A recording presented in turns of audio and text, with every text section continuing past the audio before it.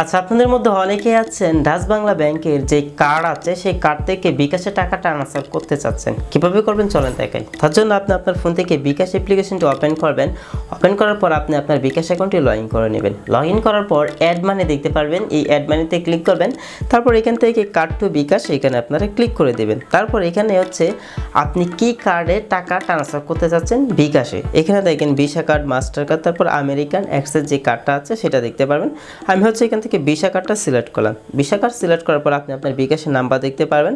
তারপর এখানে হচ্ছে আপনি পরিমাণ দিয়ে দেবেন, মানে টাকার পরিমাণটা দেবেন, আপনি কত টাকা আপনি আপনার বিকাশ অ্যাকাউন্টে পাঠাতে চাচ্ছেন। এখানে সর্বনিম্ন 50 টাকা থেকে সর্বোচ্চ 50,000 টাকা আপনি বিকাশে ট্রান্সফার করতে পারবেন। এটা হচ্ছে প্রতিদিন। আচ্ছা, আমি হচ্ছে এখানে ধরেন 200 টাকা হচ্ছে আমি আমার বিকাশে নিয়ে যাব, আমি এখানে 200 টাকা দিয়ে দিলাম।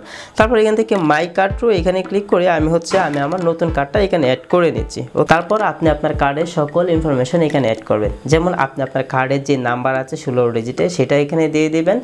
তারপর আপনি আপনার কার্ডের যে মেয়াদ ডেট আছে সেটা এখানে আপনারা দিয়ে দেবেন। তারপর কার্ডের নিচে আপনারা 3টা সংখ্যা দেখতে পারবেন, প্রত্যেকটা কার্ডের পিছনে থাকে আর কি। এখানে 3 সংখ্যা দিয়ে দিবেন। দিয়ে দেওয়ার পর এখান থেকে এগিয়ে জানে ক্লিক করে দিবেন। এখানে ক্লিক করার পর আপনার ফোনে একটা ওটিপি আসবে, সেই ওটিপি সংখ্যাটি এখানে আপনারা দিয়ে দেবেন। আমি আমারটি দিয়ে দিয়েছি। তারপর এখান থেকে আমরা সাবমিটে ক্লিক করে দিব। সাবমিটে ক্লিক করার পর আমরা দেখতে পারবো আমাদের বিকাশে কিন্তু টাকা ট্রান্সফার হয়ে যাবে। তো এভাবে আপনি খুব সহজেই আপনি আপনার ডাচ বাংলা ব্যাংকের টাকা বিকাশে ট্রান্সফার করতে পারবেন।